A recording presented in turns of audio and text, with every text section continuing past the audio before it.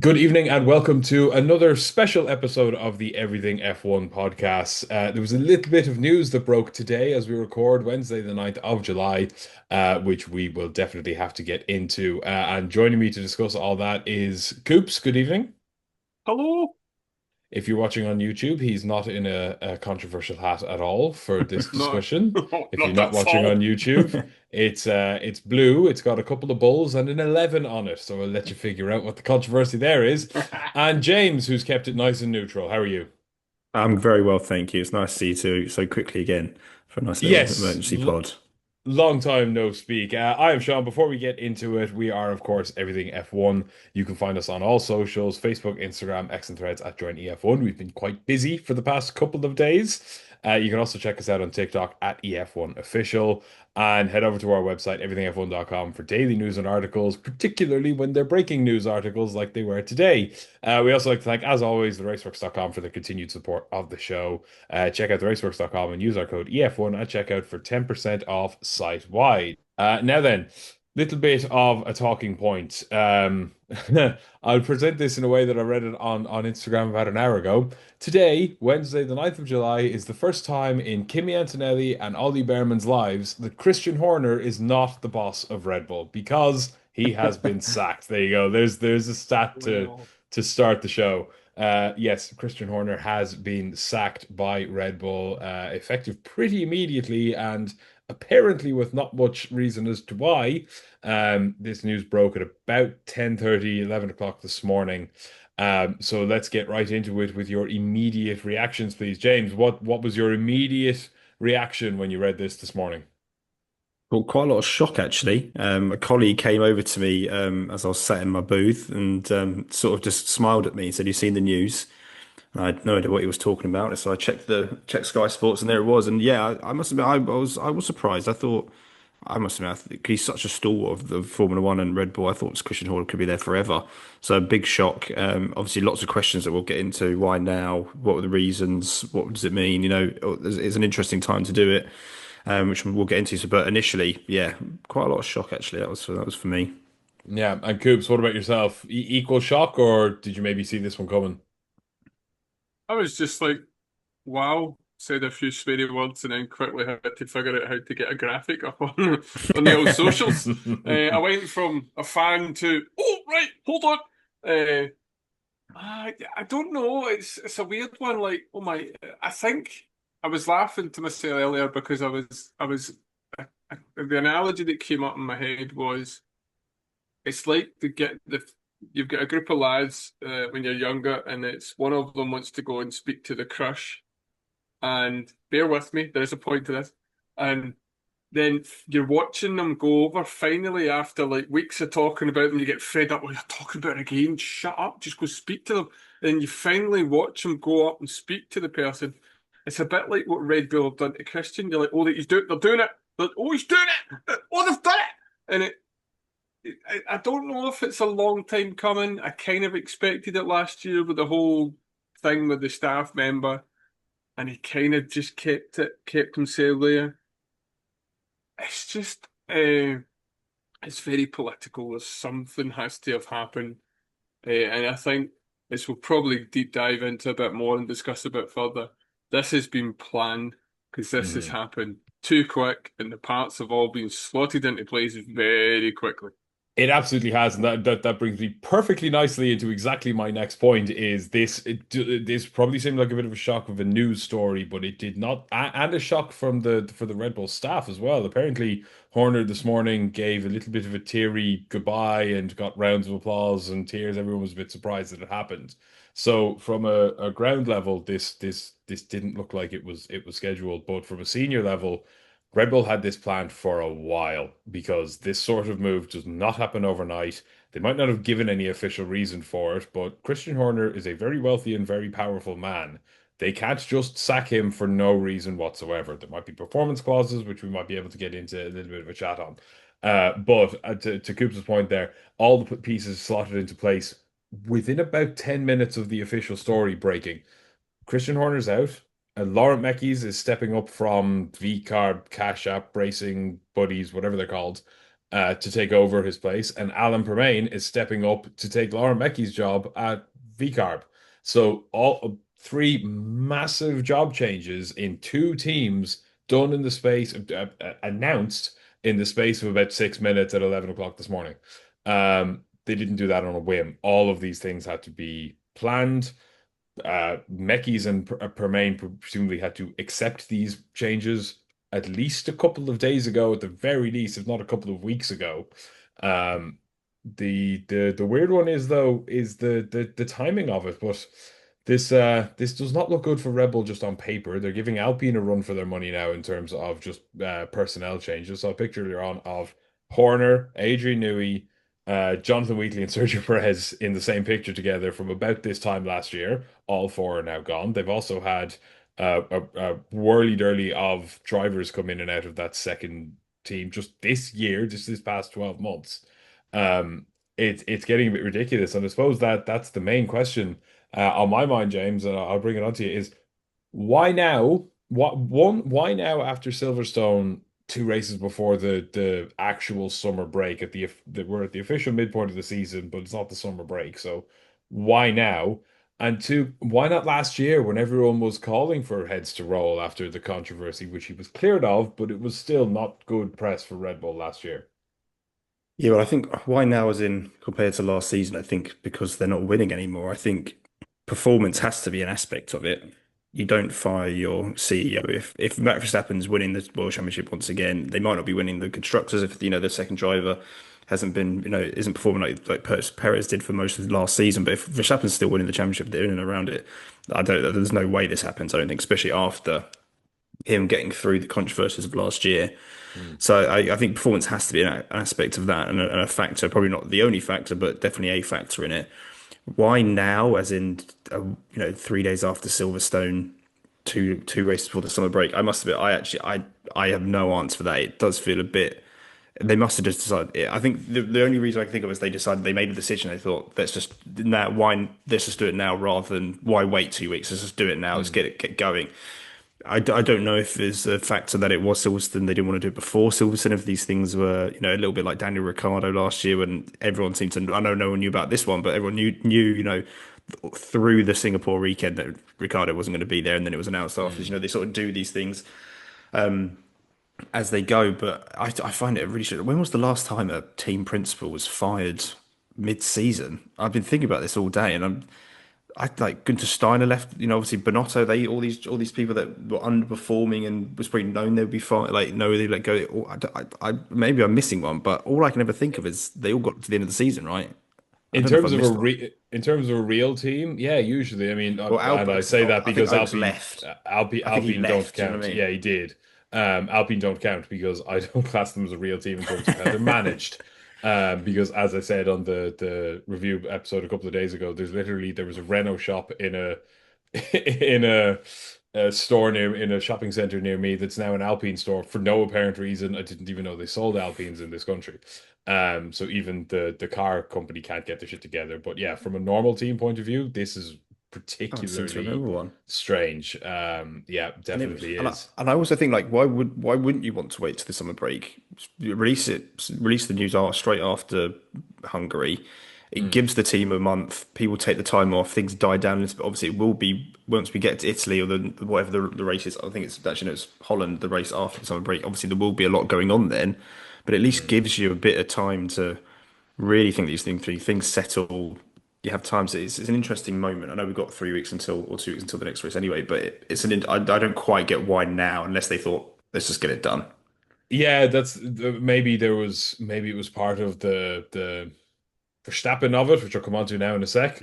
Um, But yeah, like there was obviously the 3 week break between Britain and Belgium. Okay, but it's not going to die down. Everyone's in work, and I think to your point there, it's a really, really good one. Is if they've done it at the summer break, nobody's in work. They are literally not allowed. They have to shut the factories down for is it 2 or 3 of those 4 weeks?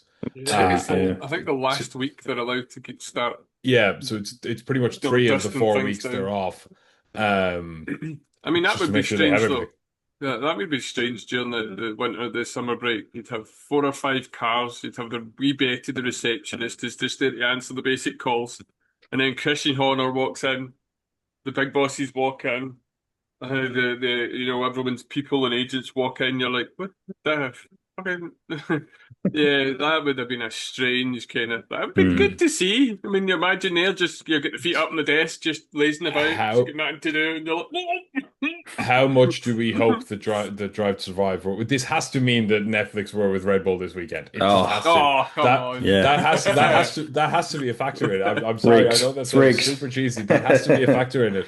They were probably with Red Bull this week and said, lads, we only have 2 more days with you. Will you sack him now, please, so we can, show it. Obviously, we have no proof of that, but we might in about 9 months' time. Let's bring it on then to Max Verstappen because I'm wearing a Mercedes jersey for a reason today. Obviously, all of the talk at the moment is that he is being lined up by Toto Wolff to replace Mr. 63 George Russell. Some people think Kimi might go somewhere else for a couple of years. He might be offloaded to Alpine, which I brought up on the last show as a wild shout. I think it's more likely that if anyone's leaving, George is leaving, which is a shame because I think George has been arguably one of, if not the most consistent driver this season, all things considered. He's been in the it's having his best he's having his best season in Formula One so far.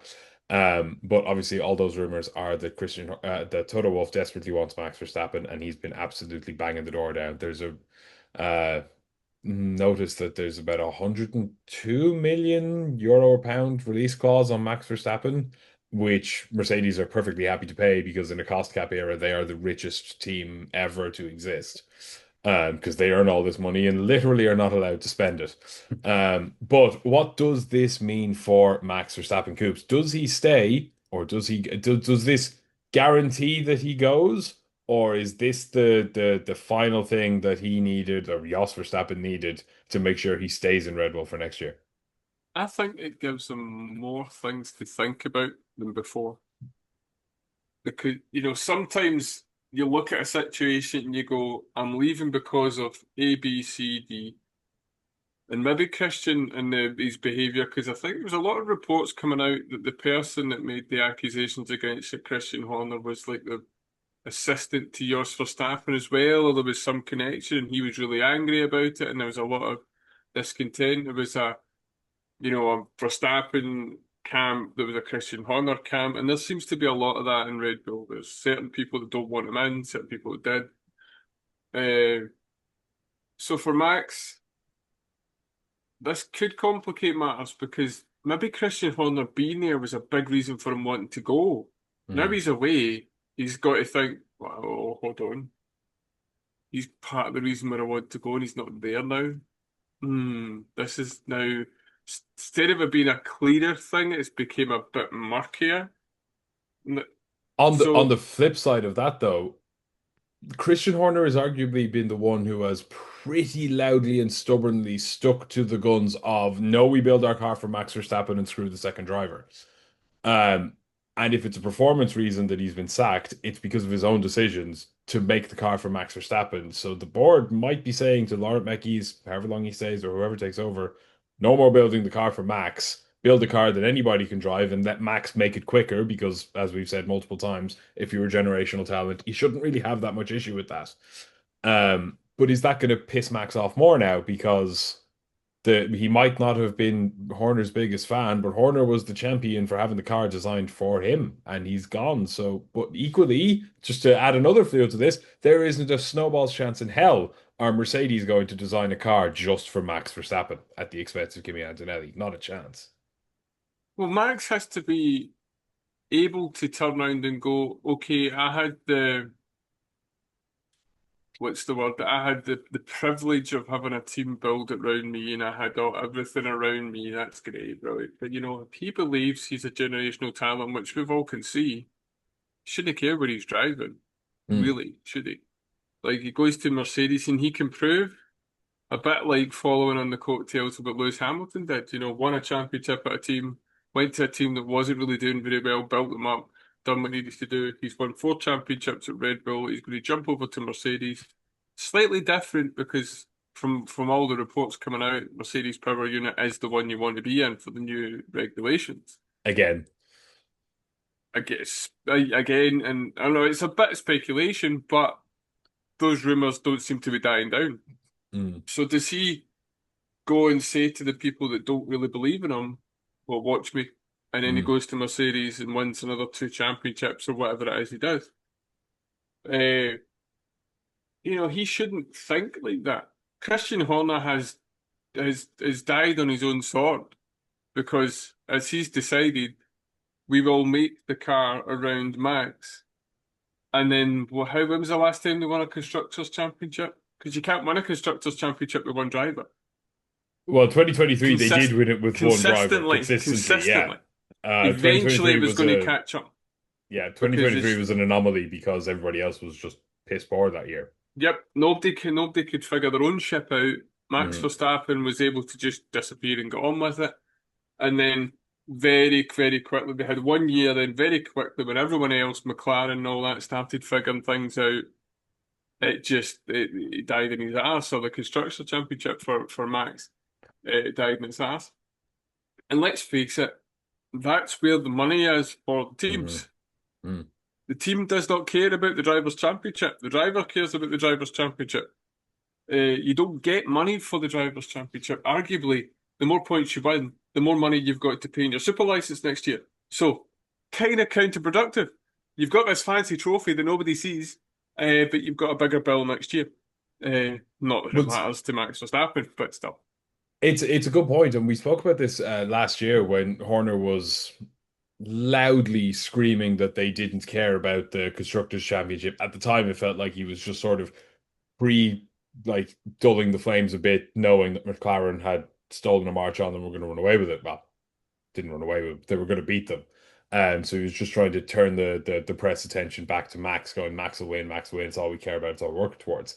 This year he's been saying the same thing. We only care about Max, and you're right. I think it is a case of dying on his own sword a little bit. But you wonder how much did the board sort of approve of that messaging? Because surely someone had to know about it. Like he didn't just come up with it on like they have. I mean, at the end of the day, with the best one in the world, Red Bull are a marketing company that make energy drinks and stick a brand on a Formula One car. It's a very reductionist way of thinking of them, but that is what they are. They are the best marketing company on earth. Oh, the There's good and no bad way side of it. every single thing that comes out of any single person in Red Bull's mouth has been approved by the PR and the board. It just has to have been.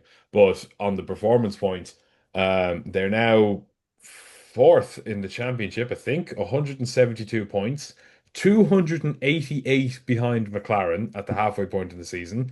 This time last year, they were leading the championship and they have scored.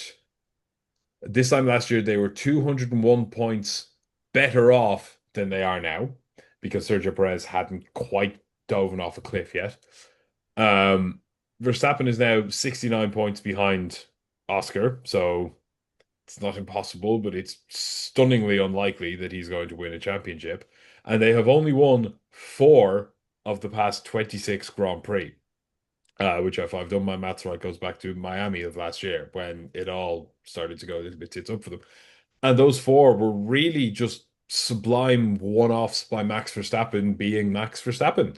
So, James, back to your point at the start, it probably just they might have just hit the limit of the performance target. Maybe it was a case of, if you're not at X point by exactly the halfway point in the season, you are gonzo, mate. Yeah, and I also think just listening to you do speak, obviously the other thing is that a lot of the old guard have left. The Adrian Neweys, Jonathan Mm. Wheatley, Rob Marshall. They've all gone who were integral parts. And we always say that F1's is the ultimate team sport. You need other people, and I think there's been a trend of of team principals being on the more technical side rather than maybe on the business team leadership side, which we obviously see with Lauren Mackey's becoming the new team principal as well. So I think it has to be a massive part of it because you don't want, they need this, they need the prestige to be the team they are. And I think unfortunately, maybe it was that just they got to the end of the 10th and thought, we need to make a decision now. Christian Horner's part of the old guard. Maybe we need to make a change. And I think about they must have the Verstappen decision making, trying to keep him in the team has to be a part of the decision making process they have because he is their largest asset. apart from maybe Christian Horner, who obviously they just got rid of. So it sort of was, it's a little bit like in the Ferrari days. Would you have fired Jean Todt or would you fire Michael Schumacher? You think, we probably got Ross Brawn, so get rid of Jean Todt. You know what it means? It feels like which one's going to be, which one can you live without? And I think at the moment they've probably thought we can live without Horner and we need Verstappen to keep performing. So I think performance has to be a big part of it, but I don't think it's obviously the only part of it. But unfortunately, again, the timing just really does confuse me. I'm not quite. But it must just be that they thought let's get rid of it. Let's get rid of him now. But yeah, unfortunate times for him. But I think, and also I don't really know. The whole performance. There's those performance clauses apparently in Verstappen's contract that if he's fourth in the championship by a certain point, he's got a break clause. I also don't think that really changed the firing. Christian Horner really changes that either. Like I don't think it's really for this year because I don't think that makes a difference because it's not like a football team. A manager comes in, changes the system, and suddenly you get those sort of, you get that boost in morale or whatever it is. You can't do that in Formula One because the car is what the car is, and you can't change the car in 2 weeks or 4 weeks or even a couple of months. So they must be looking to the future to say, do you know what? Okay, it's time to make a change. Maybe give Lauren Mackie the second half of the year to embed. They've got a massive shift next year with the engine, creating the engine, the new massive regulations. Will he be able to have an effect on that as a technical team principal, maybe a bit more than Christian Horner? So yeah, it's all up in the air at the moment. But it's a interesting, very interesting timing. But unfortunately for Horner, I think he just maybe got to the end of his time there, and they thought, you know what, it's time to move on. Yeah, I think you've hit it there, and the max thing of it may or may not. It won't affect really the rest of the season for them. I don't think all things considered. To your point, like what did he do to design the car? He didn't. He just sort of signed off on the direction. What I do think is interesting is I heard a like a discussion on another podcast this afternoon saying that this might have equally come as a result of Max saying he's leaving. Mm. Because if Horner has overseen the losing of Adrian Newey, Jonathan Wheatley, and Max Verstappen in the course of 12 months, that is completely unacceptable for any senior person in any company, not let alone a Formula One team. You lose your two biggest assets who have brought you all the success, and a third incredibly important asset who's now going to and who is leading the team who has outscored you for the past four races. So that equally could be a factor. We might see. I might need to just scratch out the change this six into a three for next season. You mentioned there Laura Mackey's obviously he is stepping up to take over from Christian Horner and Coops. He's been in the sport for a very, very long time. He's been in almost every team at one point or another, including Ferrari. So, what do we make of Laura Mekies? Is this a good move for him? Is this a stopgap for Red Bull, or do the board truly see him as a completely fresh face and direction to take them into the next era of Formula One? Oh, this isn't a stopgap. You don't put Lauren Makeys in Red Bull. Red Bull don't do stopgaps for their team principals. True. Do with the drivers, but Well, they they don't. literally don't with the team principal. They've only ever had one. Yes, exactly. And I mean, they had a ready-made team principal, a bit like Mercedes losing his James Vowles and Jonathan Wheatley, who decided, you know what, I don't like what's going on. Interestingly, speaking of Christian Horner, before we jump on to Lauren Makeys, there's a few other wee things that I'm a bit that kind of might shed a wee bit more light in it. So he was the driving force in bringing Ford on board. Now, Ford at the minute aren't fully entrenched in building the car. It's more of a kind of sponsor type They're basically situation. giving them the batteries kind of thing. Yep. But it was Christian Horner that masterminded the fallout, as we all watched, with the Tag Heuer/Renault engine and the big thing where it's still habitable. It was on Drive to Survive. They're now designing their own power units, which from what the rumours are coming out again, are saying that they're about 20 horsepower less power than the Mercedes ones. Now, that's the engine that their power unit they have to use from 2026. He overseen all this. So if you look at they haven't been able to produce the power unit they should. They've lost all these people. Within the background of Formula One, not Formula One, Red Bull, you have the Thai ownership of Red Bull that like Horner, but you've also got the board, which is I can't remember his name, but whoever it was that took over from Dietrich Mateschitz, who isn't a fan of Christian Horner. You've got the Verstappen camp who aren't fans of Christian Horner. From my understanding is Marco has kind of lost trust in Horner, and then all these senior people are leaving. So there's a very much a power struggle going on there, and it had been going since last year. So there's a few things. In terms of them doing it now, I think it's probably the right decision because you kind of answered your own questions and saying if they've had a meeting and decided we've lost confidence in them, why are you keeping them? You've got a built-in couple of weeks, so you do it now. You've got a wee bit of a kind of mini break.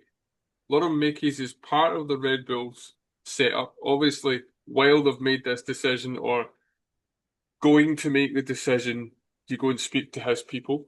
But again, aside from that, when you work or drive for Red Bull or work within that thing, you're not contracted to the teams, you're contracted to Red Bull Group. So you can be told, oh, right, Sean, you're into Red Bull. James, you're at Red Bull Racing Bulls, and you just go, and you can't do it about it because that's just the contract is what it is. So I think if they've made the decision, they've lost the confidence in him, then why keep him? Interestingly, I listened to another podcast and Martin Brundle said that he bumped into Christian Horner for the Eddie Jordan tribute thing on Monday night, and he said he was very quiet and very introverted in himself. So he clearly knew on Monday there was either some sort of meeting, or maybe the decision had been made on Monday, and he'd been told by then. He still hasn't been told why he's been sacked, or at least that's what he's saying publicly. That I don't know the reason for it. I've just been told I'm sacked. Which, as we said, for someone like Christian Horner, there has to be a reason. There has to be a contract clause or legal reason to be getting rid of him because he just run them into the ground underneath if they just can't. Get out. They can't do that. They just can't. Yeah. It's not America where they've no kind of rights for workers. Yeah. Christian Horner's a troll when it comes to things like that. He obviously knows there's a reason. He just doesn't want to answer the question. Doesn't want anyone else to know. He doesn't want to discuss it just now. And it'll be hurtful for him because that's 20 years. He's going to wake up now tomorrow morning and not drive the Milton Keynes that he's been doing for 20 odd years. He's going to wake up tomorrow morning at 10 in the morning and think, right, what do I do? Jerry, what do we do now? What are you doing? Get the horses. Who's this wee thing running? Oh, it's my child. Oh, right, okay. How are you? Anyway, so back to Lauren Makeys. I think Lauren Makeys, in my opinion, is Red Bull's Andrea Stella. He's a guy that's been around the block. He's not confrontational. He's very, very, very, very, very well respected. Not confrontational, sorry. He's not, what's the word? Controversial, that's the word, sorry. So he's not a controversial character. He's very well respected. Racing Bulls have built themselves a very solid car. It's not spectacular, but it's solid. If you want to have a chance to win a Constructors' Championship, you want a solid foundation. You don't want a car that works for one and doesn't work for the other. You just want something solid that's unspectacular but does the job, and then you build from that. McLaren have done it over the last few years. So a very, very shrewd and a very good appointment in my eyes. Alan Permain, very similar, been around, knows his stuff, very well respected. Again, not a controversial character within the world of. There's no baggage with these two people. They're names that even I know who they are, and I don't know much about them, but I'm like, oh, they're decent. You just know when you hear those names, you're like, oh, that's a good thing. You know, when Adrian Newey got announced as coming up to be team principal, I was very much, that's a good thing. Don't know much about him, but I just knew that it was a safe pair of hands and he's going to do well. So that's, I think, where Red Bull want. They just want to quietly get on with their stuff. None of the Christian Horner baggage of coming out with printouts because somebody got a penalty and he didn't like it. And no, just say what needs to be said, no fanfare, and get on with doing it, because Red Bull isn't what it was when it started, where it was the kind of fun thing and the kind of energy drinks and Coulthard jumping into the pool naked because he got a podium and all that carry on, and Horner doing it. It's more of a racing team than it was before. They did that was the right thing to do when they started, because it took the pressure off and they were able to do what they needed to do. And it's different now. So for to answer my question in the longest winded way possible, as anyone who's followed these podcasts before, I don't ever do that. It's a very good appointment, basically. Yep, I agree. I'm looking forward to seeing how he gets on. It's I think it's a good one. I think, like you said, there's kind of like a mini break here, and Laurent Mekies obviously is contracted to Red Bull Group. And obviously over the past couple of years they have been sort of semi-shifting the V-Carb Racing Bulls team from Faenza to the new Gigafactory in Milton Keynes. So it's not like he'll be a total stranger rocking into Milton Keynes next week. James, what do you think? What do you make of Laurent Mekies' step up, and how do you think Alan Permain will be able to get on taking over in V-Carb? Yeah, well, I think Alan Permain's going to be absolutely fine as well. He's vastly experienced from his Renault and Benetton years.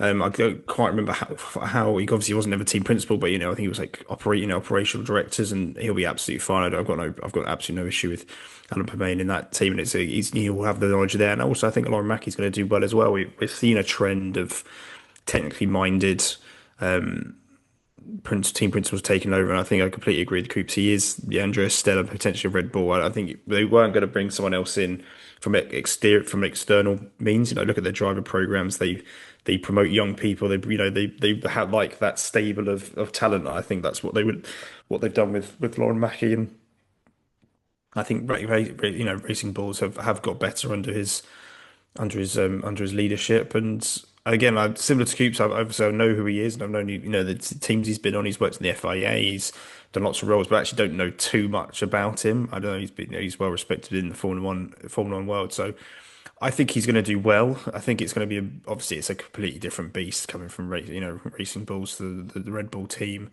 He's coming into an environment where he'll have to sort of put his foot down quite quickly, or could do very easily be overrun by the Verstappens and Helmut Marko, of who now sort of probably feel like they're the de facto leaders of the team, at least Marko as well. He's obviously had that position anyway.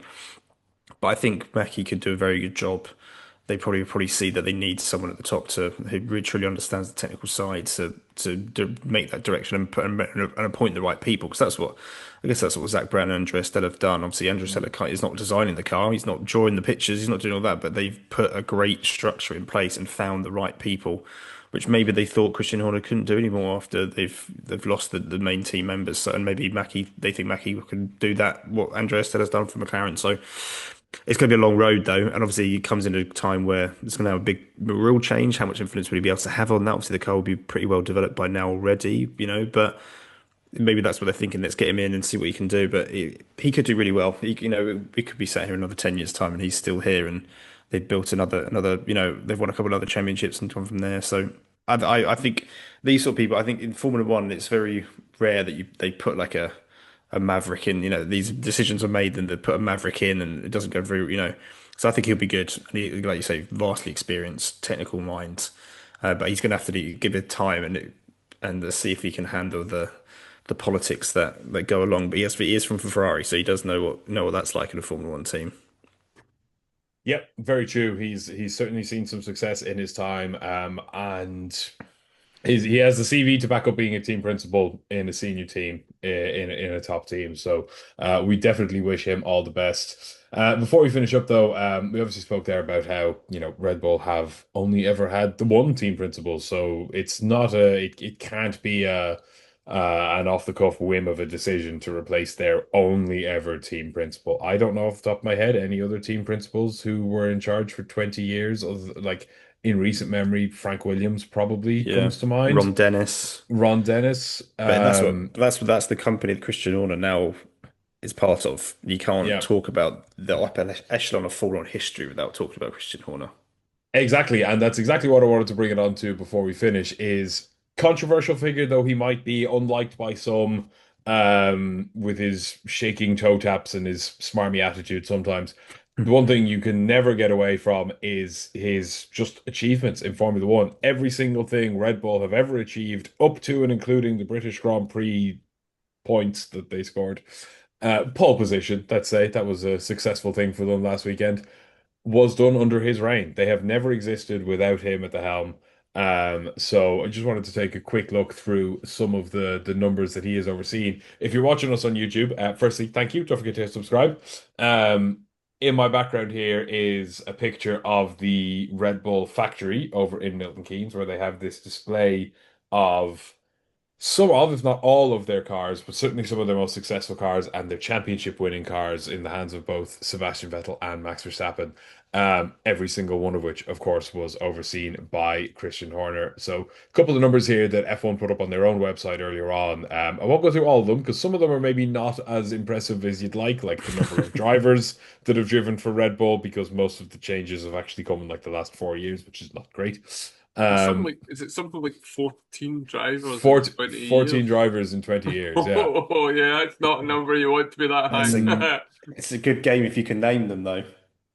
That is a good game. If you That's a know good them, game. comment below, and whoever I'd gets love it to give right that will a just go. have our eternal Yeah. gratitude, eternal praise. So obviously he is the only team boss.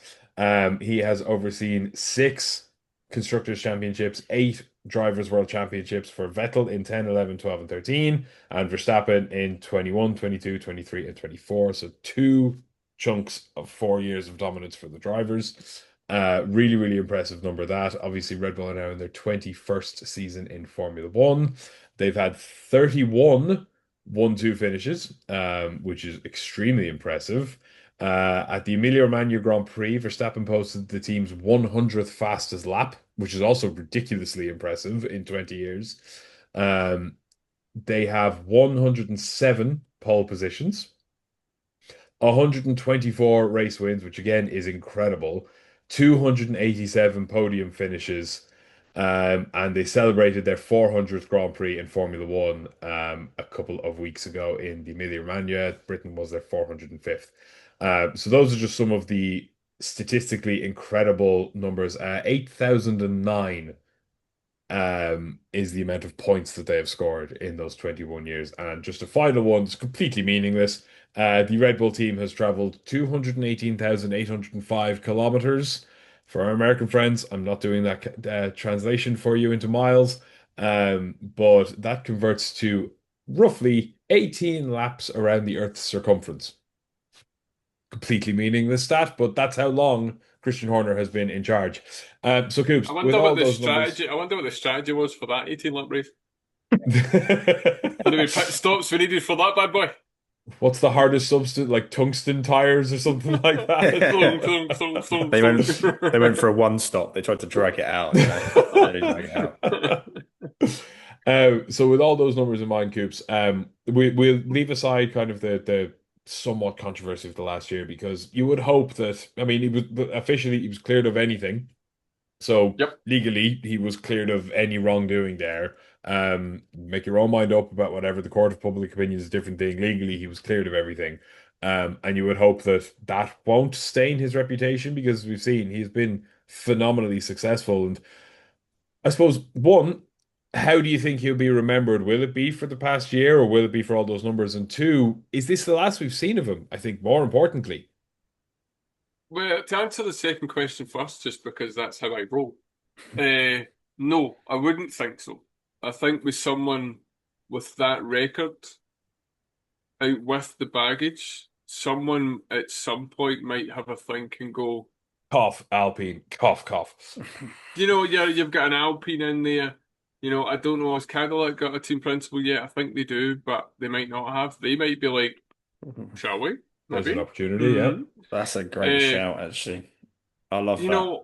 I mean, the guy is a very controversial figure. He's very good at the PR and taking away everything from the team and the pressure and putting it on him and being the target man, because he doesn't care about that. He doesn't, at the season launch, at the O2, they all booed him. He didn't care. Hmm. He was there to take that and put the pressure on himself and allow that to happen. And he's good at that. And you're not good at your job if you've managed to work in Formula One as a team principal. Which, come on, like for us all here as laymen, it's a pressurized job for 20 years.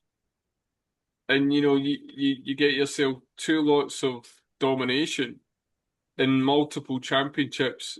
Like the image behind you kind of shows for anyone watching on YouTube. I mean, the guy done a good shift, didn't he? Really, and I mean, it's a shame that I think he will be remembered for the negatives just now. But maybe 5, 10 years down the line, I think people will start to realise, he was good. And if there ever was a Formula One Hall of Fame, I think at some point there'll be conversations at some point in the future to think he probably should deserve to be the class of 2045 in the Formula One Hall of Fame if there was one. Uh, you can't go away, regardless of the controversial nature of the figure of Christian Horner, the pantomime villain. He knew what he was doing and he was good at it. Yep, he certainly was. He knew how to play the game. That's probably why Red Bull loved him so much because you know, he always knew what to say in front of the camera. I've just looked it up there.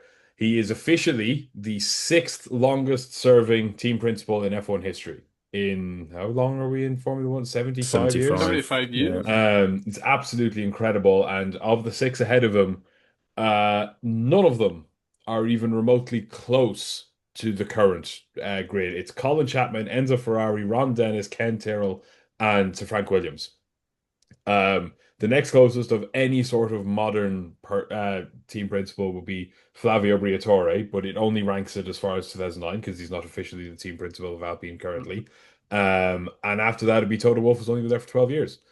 Only if he's been there for 12 years. He's got a fair whack. He's got an almost Lewis Hamilton championships worth of time left to serve before he hits Christian Horner's And record. he's So not staying to 20 years. Like, no, he's certainly not. The man's nearly in no. his 60s. Um, so James, with that in mind as well, that kind of official number as well, where do you rank Horner in terms of like the quality of team principal? How do you think he'll be remembered, and where could you see him potentially popping up next?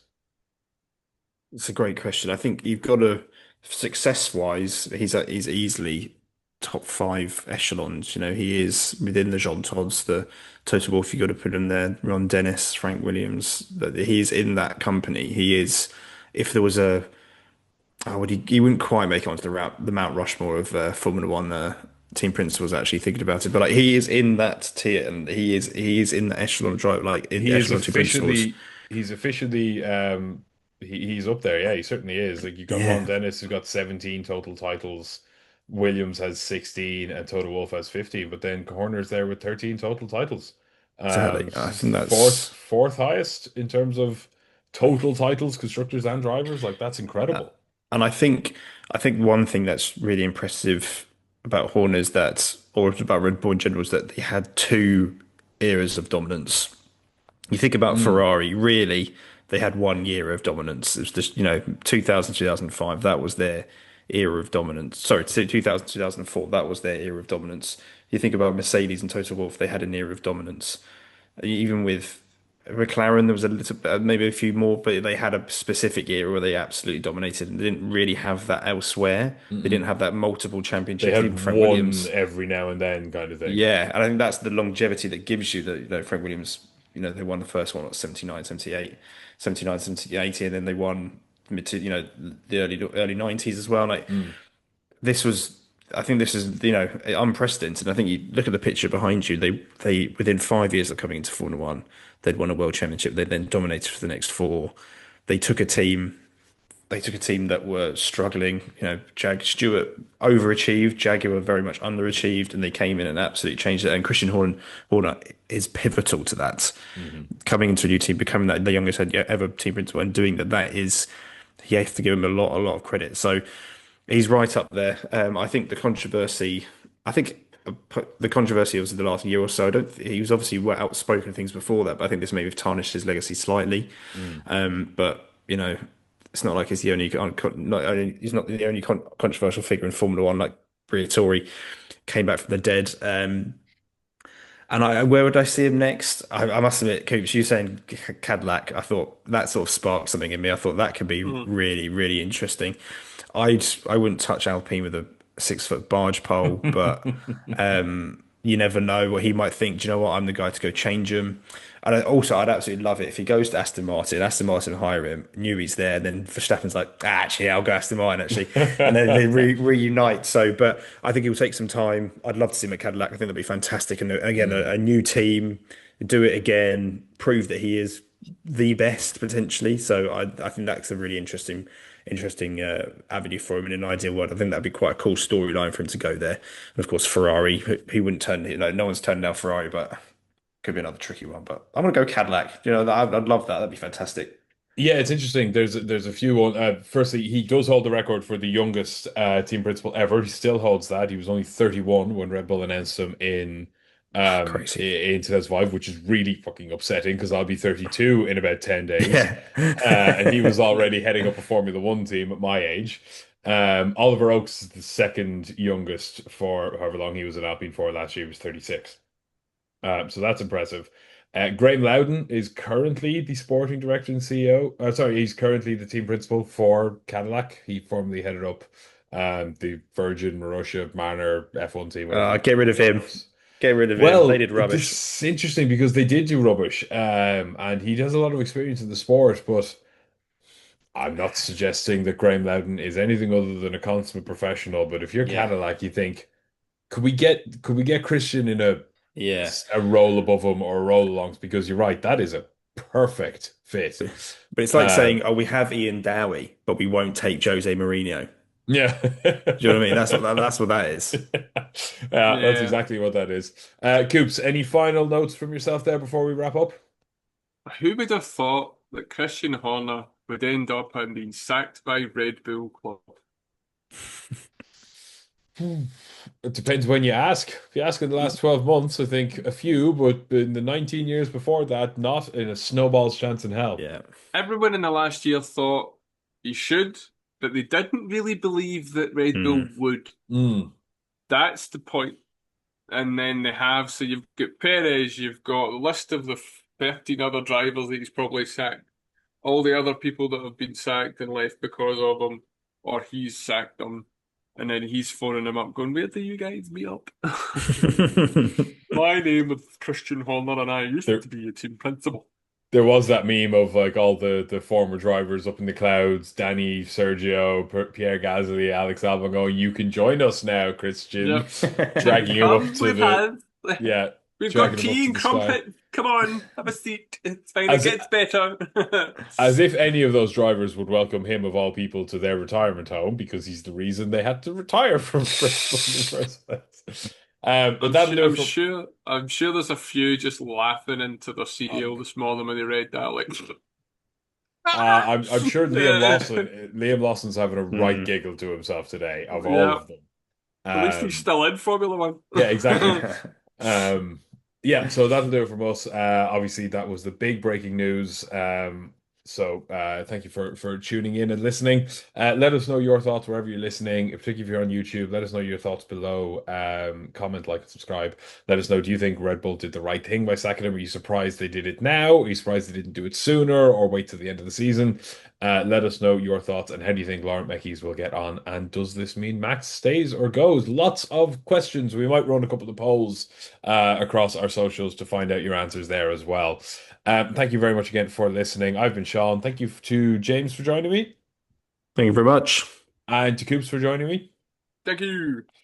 We have been Everything F1. We'll be back very soon to preview the next race in Formula One, which is the Belgian Grand Prix, unless something else super dramatic happens in the meantime, because silly season has now officially kicked off, and I'm sure. Go on. I've got one. The return of Flavio Briatore. No, wait. We've done that. Well, that might be the next one because Jack Doohan might be back for Belgium. So who knows? For Or we goodness might sake.